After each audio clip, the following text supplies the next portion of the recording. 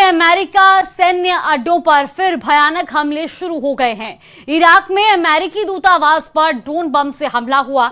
इससे पहले Baghdad airport पर अमेरिकी सेंटर पर ड्रोन फटा है। इस बीच खबर है कि अमेरिका खाड़ी के कुछ सैन्य अड्डों को बंद करने की तैयारी में है। कुछ सैन्य ठिकानों की शिफ्टिंग भी की जा सकती है। इधर दोहा में ईरान ने अमेरिका से बात तक नहीं की है, जिसके बाद ट्रंप ने इमरजेंसी वॉर मीटिंग बुलाकर खौफनाक ऑर्डर दिया है।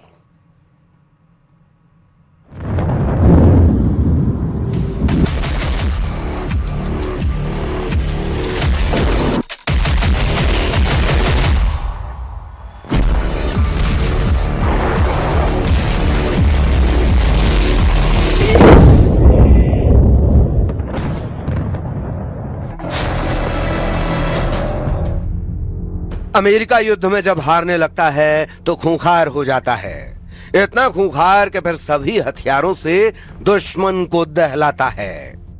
ट्रंप ने साफ कह दिया है कि ईरान को जैसे भी हो हद में लाओ, ईरान को एटम प्रोग्राम पर फौरन समझौता करवाओ।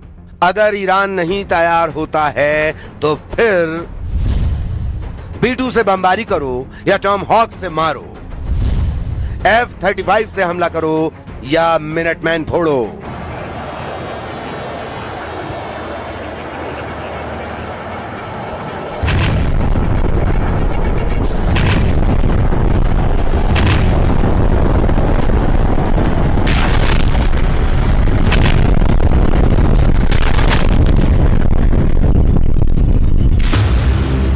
मगर ईरान को अब ट्रंप बख्शने को तैयार नहीं।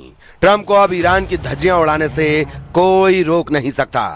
ट्रंप की ईरान ने इतनी परीक्षा ले ली है कि वो होश खो बैठे हैं। ईरान ने कतर में जो कांड किया है उसे ट्रंप ने अपनी इज्जत का सवाल बना लिया है। जैसे ही ईरान की चालबाजी ट्रंप को पता लगी है, उन्होंने फौरन इमरजेंसी वॉर मीटिंग बुलाई। ट्रंप ने रक्षा मंत्री पीट हेग्सेथ और जॉइंट चीफ्स ऑफ स्टाफ के चेयर जनरल डैन केन के साथ वॉर मीटिंग खत्म कर ली है। मुमकिन है जल्द ट्रंप फिर से ईरान को फोड़ने वाला ऑर्डर रिलीज कर दें।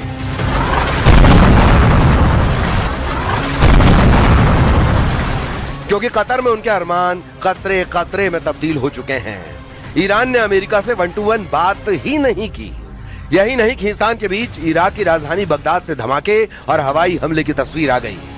वहां अमेरिकी दूतावास पर ड्रोन अटैक हुआ। तस्वीरों में दिख रहा यह इलाका बगदाद का सबसे सुरक्षित इलाका माना जाता है, लेकिन वहां हमला हुआ।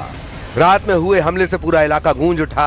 आरोप लगा कि अटैक ईरान ने किया, वो भी ऐसे समय जब डील की वजह से अमेरिका और ईरान ने एक दूसरे पर हमले रोके हुए हैं। तो ऐसा कहीं से नहीं लग रहा कि ईरान अमेरिका से कोई बातचीत करने के मूड में है। बगदाद में अमेरिकी दूतावास ने तो जंग फिर से शुरू होने का खतरा भी बढ़ा दिया है। रही सही कसर कतर के दोहा में पूरी हो गई, क्योंकि वहां अमेरिका और ईरान के प्रतिनिधिमंडल की सीधी बात ही नहीं हुई और अमेरिकी प्रतिनिधिमंडल केवल कतर के प्रधानमंत्री से ही मिला। कतर में ट्रंप को चकमा देने के बाद ईरान ने यह धमकी भी दे डाली है कि वो युद्ध के लिए तैयार है।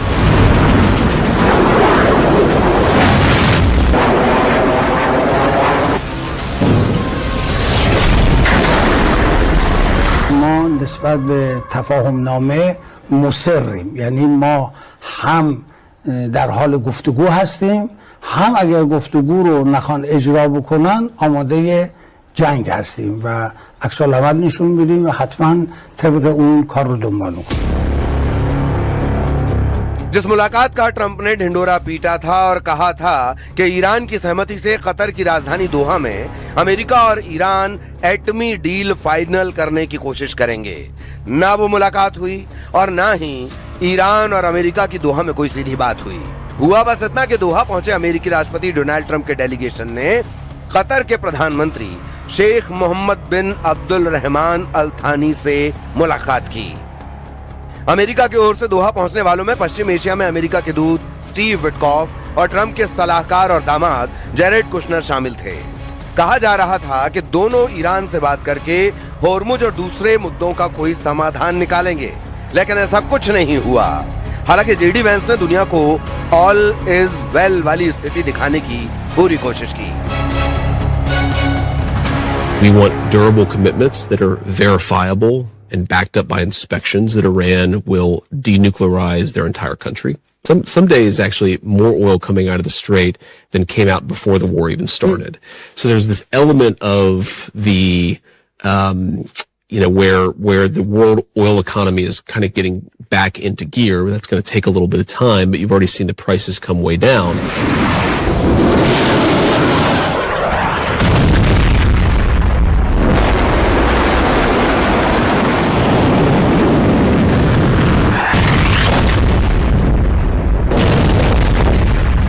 अमेरिका कोशिश कर रहा है कि डील पर ईरान उसकी बात माने, हॉर्मुज में समझौते के आर्टिकल 5 को लागू करे, लेकिन ईरान नहीं झुक रहा।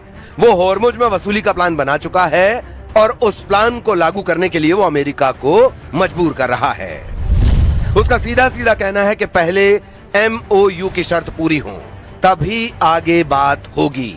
इन शर्तों में ईरान के अरबों की संपत्ति वापस करना, हॉर्मुज पर ईरान का पूरा कंट्रोल होना और इजरायली सेना का लेबनान से लौटना शामिल है। यानी ईरान चाहता है डील में उसका सिक्का चले, उसकी मर्जी चले, इसीलिए अमेरिका को बार बार मजबूर किया जा रहा है। मगर यह दांव उल्टा पड़ सकता है।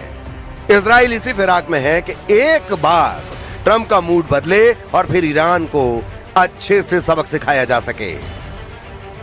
इजराइल के प्रधानमंत्री बेन्यामिन नेतन्याहू लेबनान पहुंचे हैं। लेबनान के दक्षिणी हिस्से में इजराइल के सैनिक मौजूद हैं। नेतन्याहू वहीं पहुंचे और अपने सैनिकों से मिले, उनका हौसला बढ़ाया। इतना ही नहीं, एक दिन पहले तक जो बात इजराइल के रक्षा मंत्री काट्स ने कही थी, लेबनान की जमीन से नेतन्याहू ने भी वही बात कही और एक बार फिर यह साफ कर दिया कि जब तक हिजबुल्लाह हथियार नहीं छोड़ता, इजराइल लेबनान से नहीं हटेगा। רצועת עזה, שמפעמת בין האף יוצאת מן הכלל בתחילת המלחמה, מהדרום לצפון. זה לא בהכרח יעבור בשקט. אנחנו מאוד גאים במה שהשגנו בזכות הפעולה האמיצה שלכם וגם ההחלטות שקיבלנו. וההתעקשות שלנו שאנחנו לא יוצאים מדרום לבנון עד שהאיום לא בטל.